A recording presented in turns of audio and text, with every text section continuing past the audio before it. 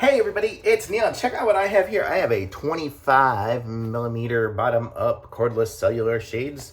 And so this is what it looks like here and here. So let's open it up and I'll show you guys what it is. It did come in a box, but I opened up the box here, it was all torn up. So this is what it looks like. Let's open this up. And let's see what it is here. So this is for this window here.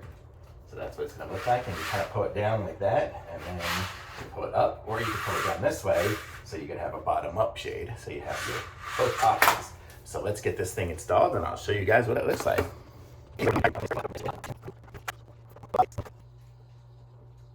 So there it is.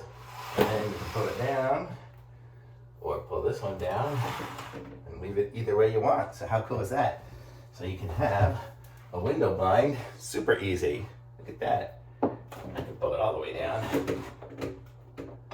Oh, I have this here. So it could be all the way down, and I could pull it all the way up. And blind. So how cool is that? So super easy to do. I can just take the clips off and screw them up if I keep them permanent. But for right now, this is how it will stay until we get the approval for permanency in here. Cool.